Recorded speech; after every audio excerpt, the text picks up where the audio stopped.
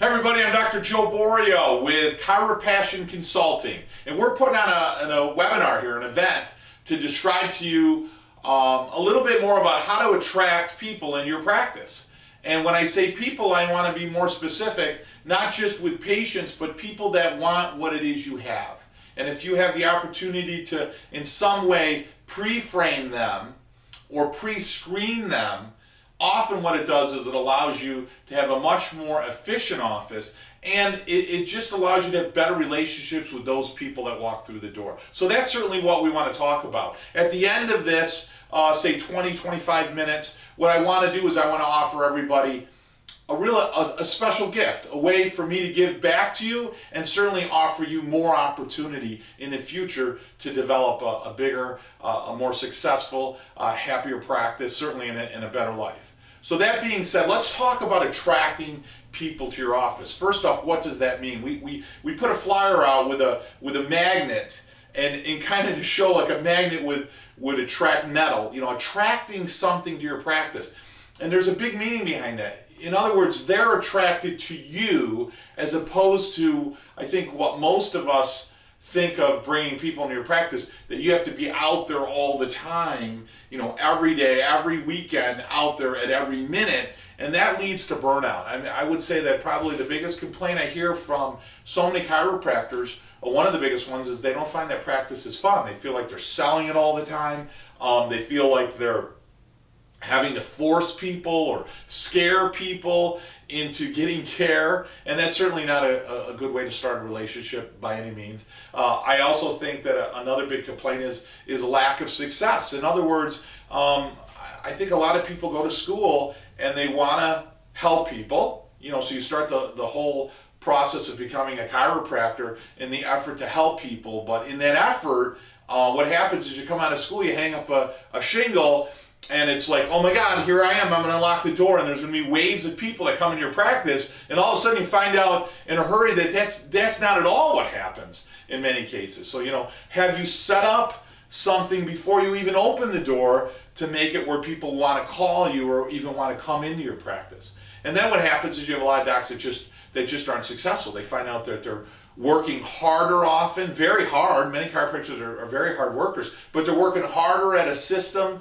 that fails them or that really isn't efficient or productive. And then what happens is after a period of time, that return of investment, if you will, that return of effort that you're putting into the practice often just doesn't seem to be a fair one, and then the practice often kind of struggles along. And then we're running into times where everybody knows, not that you need me to spend a whole half hour here describing the challenges, but insurances don't cover or reimburse for chiropractic like they did. And what was once a condition-based practice for many years, unfortunately, that allopathic mindset, that mindset doesn't work either, because if you bring everybody in on a symptom basis, a couple of things are going to happen. I mean, you're guaranteed a couple of things are going to happen. One, they're going to get better with your care, but because they haven't been led to think that you offer anything different, then they leave because they feel great. They love you, but they leave. Hey, doc, you're awesome. I love you. Next time I have this problem, don't worry. You'll be the first one I call. And they exit that way. Or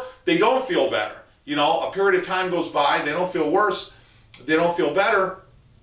And in some cases, the limit of time you have to help them feel better is the 20 visits or 10 adjustments they get with their insurance carrier, or how much money, free cash they have on hand, or what they just had in their last experience with their last chiropractor, which might have been you. Hey, it got better in 6 times here, it should get better in 6 times or less, or I'm not going to be here anymore, or a whole series of other things, preconceived ideas of what it should get better like and how long it should take. So, you're running into all these challenges, and what's happening is we attract all these people to the practice in a scarcity mindset, meaning like, oh my God, I need more people, I'll take anyone. So then you are less likely to really lead them anywhere. What happens is you start pandering to them, and that's awful. And then what happens is you start attracting the wrong people into the practice. You're just attracting anyone into your practice. And what that does is that guarantees a perpetual need for new people in your practice. So like I started off saying, what happens is you're spending weekend after weekend after weekend, worrying about or concerned about bringing more and more people in, because what's happening, you're bringing them in for a short period of time, they're leaving, and you're constantly having to replenish that. Again, the way that healthcare is handled, especially with chiropractors now, is different. So you're even having to work harder to bring people in, and they don't stay as long. So now you're even having to work harder and harder to bring in more and more people in, only to try to sustain the practice at the same level you had the year before. And that's no fun. That's no fun. And many of you people know what I'm talking about. You challenge, and then, like I started off talking about, the fun in practice. So how do we attract new people? First and foremost, probably the biggest mistake that many doctors make is they don't even know, and maybe that's the wrong way to word it, but they don't really sit down and think and write out what the ideal practice member is like.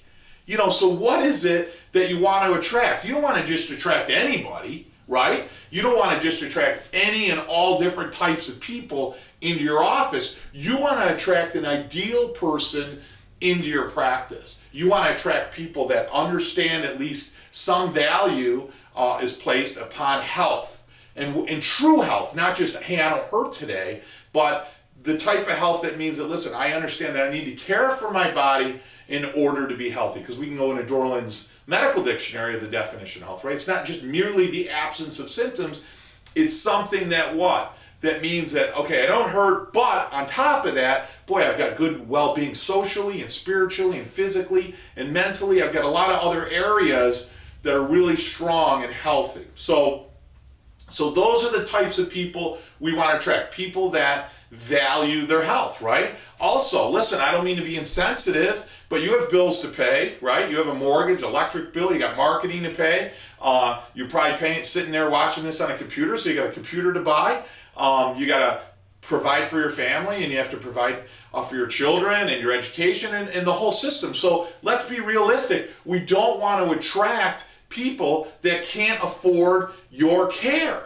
So rather than you always feel like you have to make a deal with people in order to get care, and you're constantly changing plans, or you're giving everybody a deal or a break, that's no way to run your office. So one, we have to attract people that value care. Two, we want to attract people that can afford your care. Right? And again, I think that's critical. Three, we want to recruit people or attract people that are community-based. Now, by that what I mean is people that are involved in some sense of a community. By that, let's describe community-based. A community-based maybe would be a fire department or a police department or a school or a church. Those are community-based organizations. So if I'm involved with people in that community, what happens is they end up having a circle of influence with other people within that community, and that means you're going to get a lot of third-party referrals, or what I will call transfer of the conviction, transfer of trust, transfer of integrity. So it makes it very easy for Linda, who's part of your practice now, to go into that community base, that other circle, that other community that she's involved with, and to say, hey, listen, I went to see Dr. Joe Borio. Man, I love his office. You know, he works with children and families, and he's got a nice affordable plan to make care affordable for our entire family and so forth. So she's transferring the conviction, what it is we do, why we do it, because I've educated her on chiropractic, okay, or the nervous system, or subluxation, and how it takes away from the quality of life. And then also that integrity, that character, that trust. She's transferring what she feels for us to other people in that community, which means they automatically come in with that same sense and experience. Even though they haven't experienced yet, they experience it through her. That's critical. That is absolutely critical, because what happens is it saves you from that huge cavern that we all have to pass when we meet somebody on how to develop a relationship. They almost already are what? Attracted. And again, that's that magnet idea. They're attracted to you. Why? Because somebody left your office and said, hey, this person, even though they didn't use these words, this person led me to a higher level of understanding of health, of my nervous system, of what subluxation or an unhealthy spine for some of you, if you're not thinking subluxation based, an unhealthy spine. I think that's a common ground we can all have.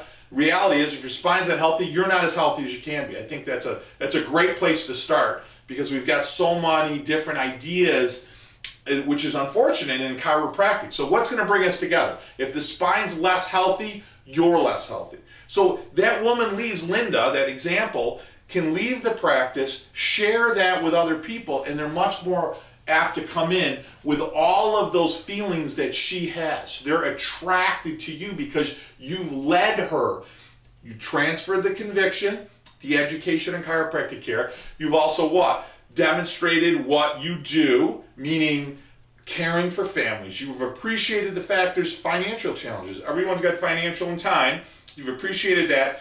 And she's transferred the trust, integrity, that sense of relationship that she has with you to those other people. So again, they're going to be attracted to you.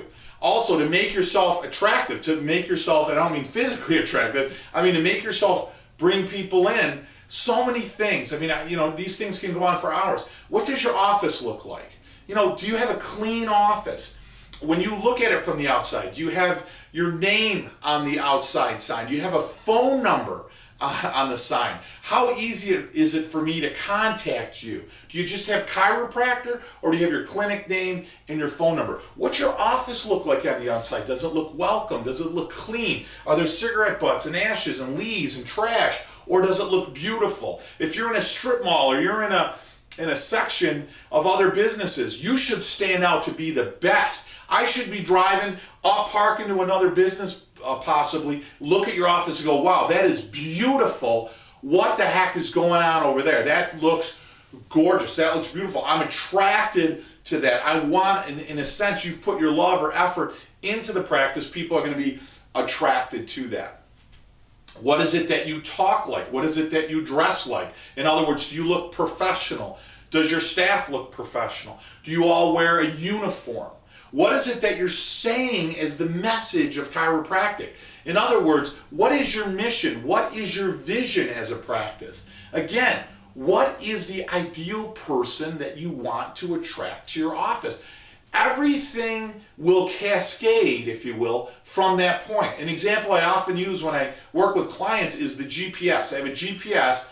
If I want to go from point A to point B, the first thing I'm going to do is I'm going to punch in the address. A better way to think about it is the destination.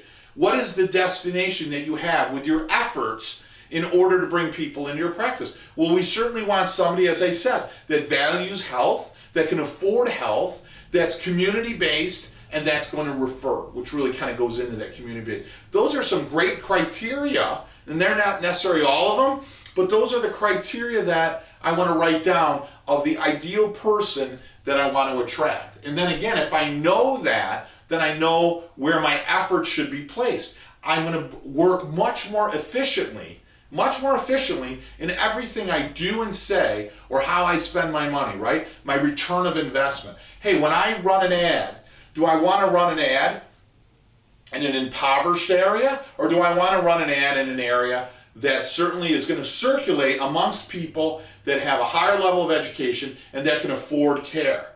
I think that's more important. Now listen, that doesn't mean that those people that don't have money, or certainly that people are less educated, don't need chiropractic care, wouldn't greatly benefit from care. But that's not how you're going to run your practice. If that's something that you feel is a need in your heart, by all means, as I've done, you can do mission trips. You can certainly go to areas in your community that are underserved and volunteer your time. So I'm not saying ignore those people. I'm not saying they don't need care and they're not important either. But we got to step back for a minute and say, wait, we're also running a practice and a business. And as a result, in order to be successful, in order for me to help somebody, I have to make money in order to pay for this institution or this entity. So we got to get over that complex that we have often, that we want to help people and that's everybody out there. No. We want to help people, and we certainly want to help everybody that's out there. But when it comes to running the business or the practice, that practice has to be successful. And in order to be successful, you have to bring in people that certainly, like I said, can refer, that are community-based,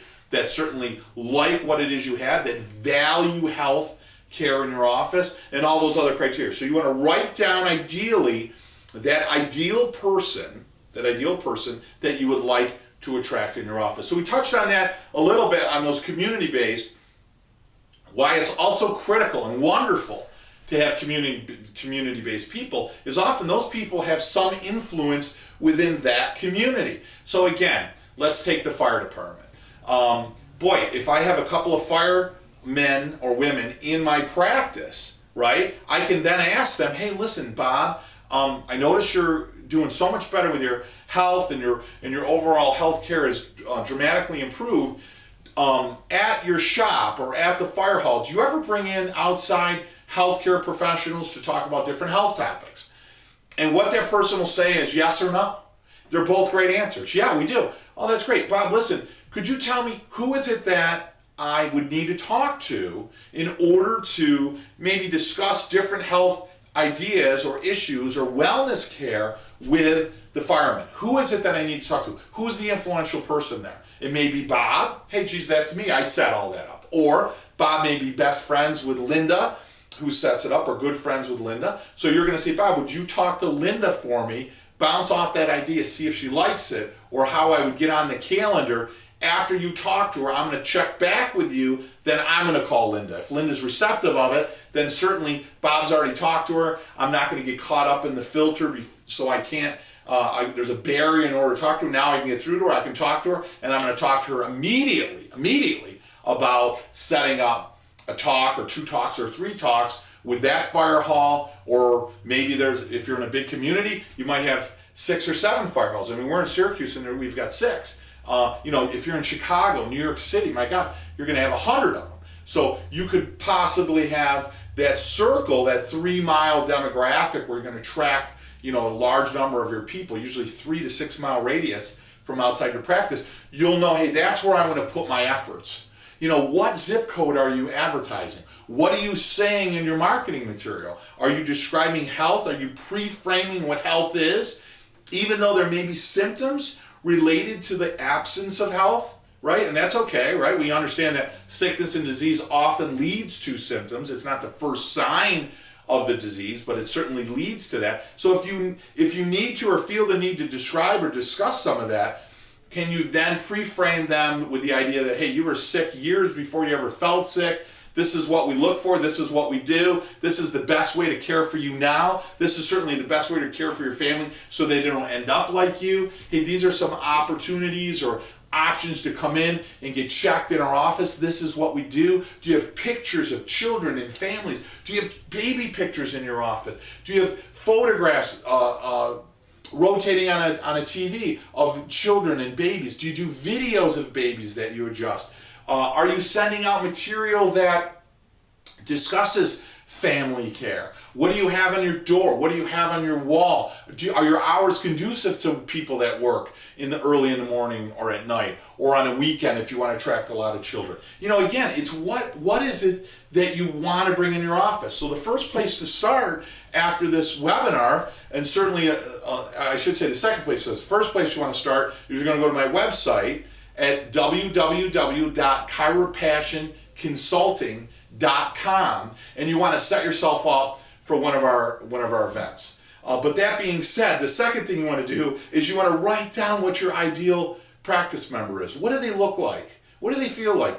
Ideally, what is that? What do you want to grow? Do you want a family base? Do you want to work just with children? Do you want to work with older people? Do you want to work with younger people? Do you want to work more with athletes? Write that down. And then what that means is you've now created in your mind a demographic to make everything you do more efficient, and therefore just in doing that, you'll start attracting that group of people in your practice rather than having unclear thoughts or being in a state of scarcity or desperation. And I don't care who it is, I don't care whether they have a job or not, I don't care if they understand what healthcare is or not, I don't care what they are, I just want them in. And then what happens is, and listen, there's a lot of great people in our profession that teach you how to bring new people in. They're awesome.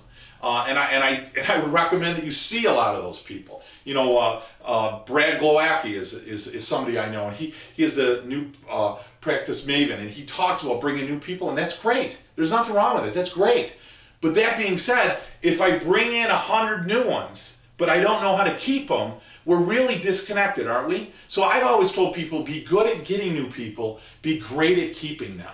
I'd much rather bring in less new ones, right? Bring in less new ones, but know how to keep them for 300, 400, 500 PVA, keeping them in at a patient visit average for hundreds of adjustments, meaning they're staying in for long-term wellness care, than just being an expert. I'm not saying not to be an expert at bringing new people in, but if I'm just an expert at bringing new people in, if I only bring new people in and I don't know how to keep them, I'm perpetually needing new people all the time.